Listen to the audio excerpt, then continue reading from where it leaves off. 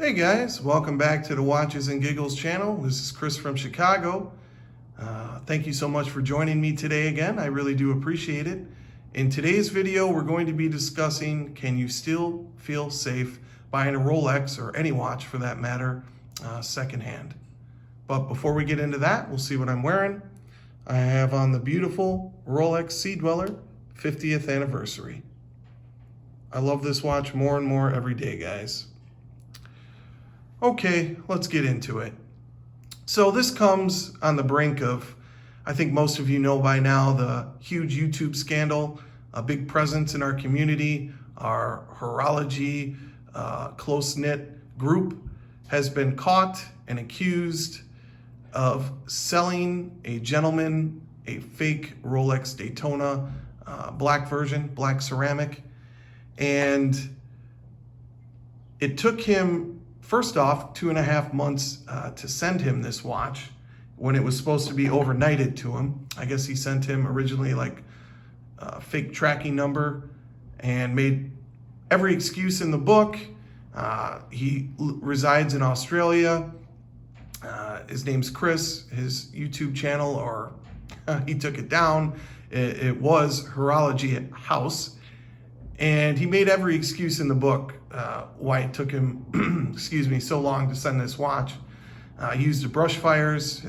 He said his parents' house was burning down, which is horrible. Kids, work, kind of what a normal scammer would do, to be honest with you. They try to stall you for as long as they can and make you get frustrated, and hopefully you just give up. But when you're dealing with, I believe he paid 19,500 American USD dollars, and Australian, I'm not sure, that comes close to 28 or 29,000 Australian dollars. But I don't think anyone's going to give up when it comes to that type of money. You're not just going to be like, oh, okay, whatever. So he ended up getting caught, and he's a big admin on Facebook group pages in Australia and has huge Instagram following, and I believe he had over 70,000 subs on YouTube. So I can't comprehend or wrap my mind around why this guy would put his whole career in jeopardy to do this, because I'm sure he was making actually, not a great living off YouTube, but I'm sure he was making a decent amount, like a part-time job, monthly income with 70,000 subs. And ironically, this guy even makes videos on how to spot a fake Rolex. So yeah, I'm not sure what the hell he was thinking, but this brought me to the conclusion of, can we still feel safe buying a Rolex secondhand? And I'm not talking about your brick and mortar jewelers, because you have some recourse there, right? You can take the watch back and be like, hey, you sold me a fake watch. They're not going anywhere, and they're not going to jeopardize their name by doing that.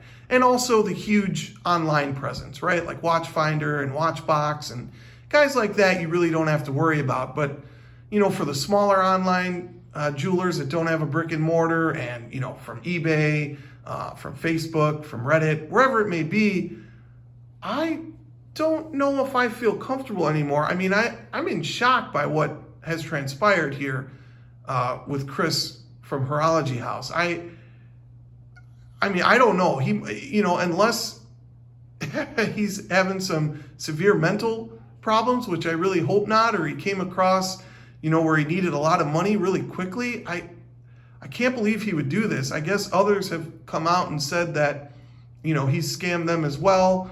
But man, oh man, I don't know how he could do this to himself. He pretty much blew up his life. I know he's got kids and a wife, and guys, it's really just sad, and it's a sad day for horology and our little watch nerd group here on YouTube. I am greatly saddened by it, but it does bring up the point: can we buy secondhand now? I mean, if it's not from a well trusted brick and mortar shop or one of the huge online presence, can you buy secondhand anymore? And with all the super fakes and everything that's going on, I'm staying away, because this guy, I kind of looked up to. Obviously, I'm a very small YouTube channel, and I'm not really trying to make this a huge channel, but I do enjoy this and I do love it. But I mean, I really love this guy's videos, and you know, it kind of hurts. It really does. I feel betrayed, and I feel duped and taken advantage of, and man, I mean, I'm in shock. I really am. But you know, if you guys watch my last video, you know, I had that bad experience with the Tudor GMT where I'm no longer able to buy it from a Rolex AD, and I was thinking about buying it secondhand, but I did a quick little search online, and they even have super fakes for the Tudor GMT out. So I don't know, unless it's from a person that I know. I don't know if I'm going to be going down that road if it's not from a brick and mortar jewelers or huge online presence. I think I'm going to hold off because it's not worth the sleepless nights of knowing that it may or may not be real. So I personally, this really rocked my world, and I personally am going to take a little time off on looking for that Tudor GMT and kind of just taking a step back and just see what happens. Baselworld 2020. I'll be making a video soon on my wish list or predictions, but yeah, guys, I'm kind of blown away by this news, and for me buying secondhand, and I'm going to take a step back, and I don't think I'm going to do it. So let me know how you guys feel about it. If you think that, you know what, doesn't really bother me and I'm going to keep plugging forward and get the watch that I want, or maybe take a step back and say, you know what, it's not worth it anymore. So let me know, guys. Let me know what you think. You know what, guys, I'd really appreciate it if you like this video. Give it a thumbs up, hit the sub button, and leave a comment. Definitely helps me out. So thanks so much, guys, and I'll talk to you guys soon. Take care.